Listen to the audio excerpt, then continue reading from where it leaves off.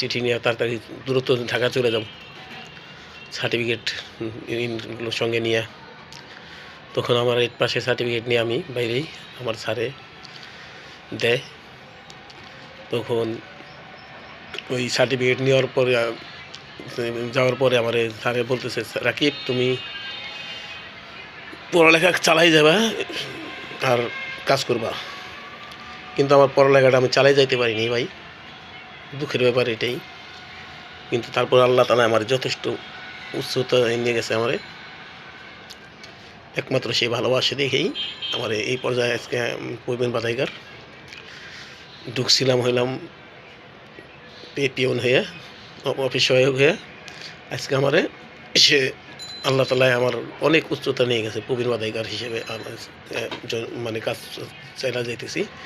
জানি না এর থেকে আল্লাহ আরও তার ভালো ভাগ্যে রাখতে পারে।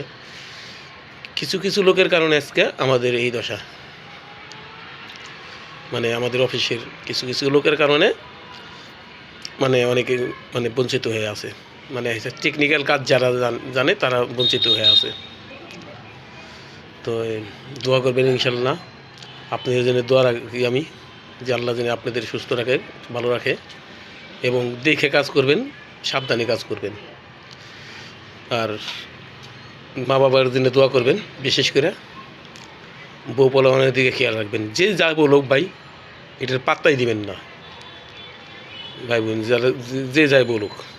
অনেকে অনেক কথা বলছে, কিছুদিন আগে একটা মেয়ের আমি দেখছি যে খারাপ কথা বলতেছে আপনাদের বউকে নিয়ে। না, আপনারা বউরা যারা ভালো মেয়ে তারা কখনো এইসব কাজের ভিতরে থাকবে না। ওই খারাপ দেখেই ও মানে আপনাদের কথা বলছে খারাপ, আপনাদের বউদের নিয়ে এই কথা মন্তব্য করছে ও খারাপ দেখেই। কাজেই আপনারা চিন্তা করবেন না, ইনশাল্লাহ ভালো দোয়া করবেন এদের নিয়ে, যারা যিনি ভালো থাকে দেশে, বাপ মা বউ পোলাবোন ভাই বোন সবাই যিনি ভালো থাকে এবং সবার সাথে মিশে থাকবেন, মিলেমিশে থাকবেন। আর বাপ মাকেও বলে দেই যে যে সন্তান বিদেশে থাকে তার কিন্তু কষ্টটা অনেক বেশি হয়, এটা আপনারা জানেন এবং বুঝেন। তার কষ্টর মতন কিন্তু অন্য সন্তান করতে পারে না, অন্য কোনো সন্তান কিন্তু তার কষ্ট মতন করতে পারে না।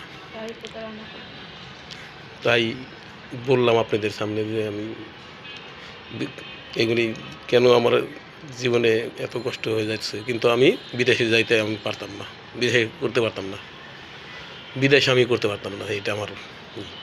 কিন্তু আপনারা করতেছেন ভাই, দোয়া করি আল্লাহ যেন আপনাদের ভালো রাখে, সুখে রাখে, শান্তিতে রাখে।